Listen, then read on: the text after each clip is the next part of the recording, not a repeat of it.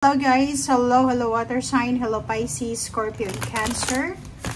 Welcome dito sa aking channel, Kapalaran 888. Welcome guys. Alamin natin kung anong messages, energy na para sa'yo. This is for 2 days.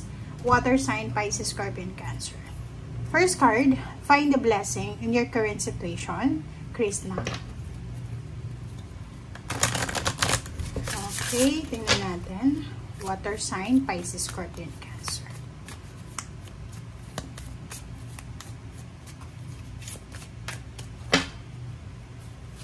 Okay. Idyllic times. The Garden in Paradise. Number 48, it's 8, 9, 10, 11, 12 is 3. Yung first card mo dito, water sign, Pisces, Scorpio, and Cancer, nagsasabi sa'yo na hanapin mo yung blessings sa kasalukuyan mong sitwasyon. So, ibig sabihin, huwag tayong masyadong nakafocus sa negativity. Huwag tayong masyadong nakafocus sa kung ano yung wala sa atin sa ngayon. So, for the next 2 days, sinasabi sa atin na maging grateful and thankful tayo. Okay, being grateful and thankful sa lahat ng blessings, sa lahat ng biyaya, pagpapala na meron tayo sa ngayon. And dito sinasabi ng barahan na huwag tayong masyadong tumingin sa kung ano yung wala. Huwag tayong masyadong tumingin sa walang nangyayari. Parang ganon. So, the Garden in the Paradise, may Pisces, Scorpio dito and Cancer na talagang nag-a-attract kayo ng paradise sa buhay nyo. Yung paraiso ba? Yung sobrang yaman, sobrang pera, sobrang pagmamahal, sobrang freedom, parang ganun. So, yun yung ina-attract nyo sa ngayon. So, if ever wala pa siya sa ngayon, if ever hindi pa siya dumarating sa'yo, sinasabi ng baraha sa'yo na okay lang yan. Okay? Okay lang yan. Okay? Mag-enjoy ka lang sa kung ano yung kasalukuyan na meron ka sa ngayon. Okay? Wow! Sobrang magical tang message na sa'yo para sa water sign. Okay, sorry. Nagkabulol-bulol na naman ako.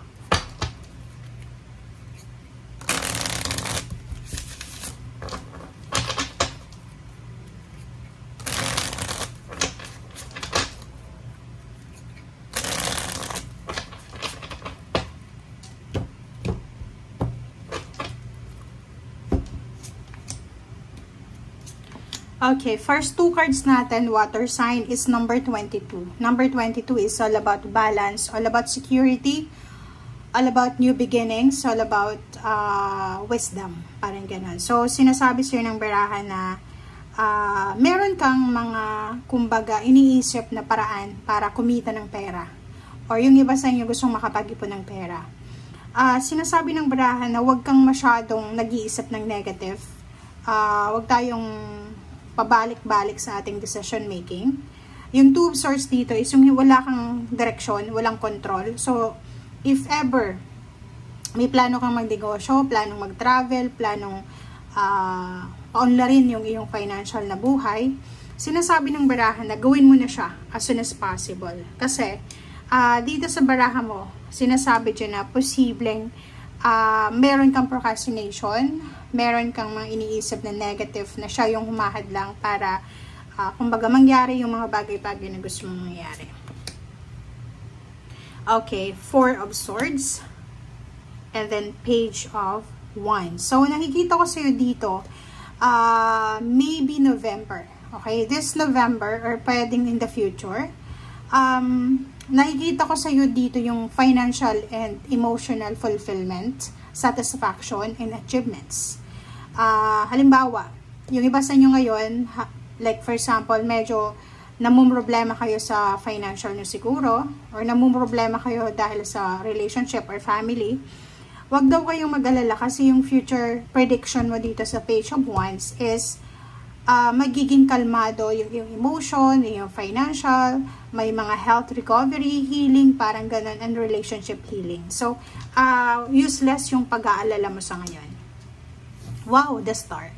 So, eto yun. Sinasabi ng baraha sa'yo dito na ano man ang pangarap mo sa buhay, ano man itong gusto mong mangyari sa buhay mo, ano man itong goals mo sa buhay, sinasabi sa'yo ng baraha na nasa tamang direction ka. You're on the right track, you're on the right direction, And sinasabi dyan sa'yo na continue ka lang, okay? Sundin mo lang yung direksyon na tinatahak mo. Nasa tama kang direksyon, okay?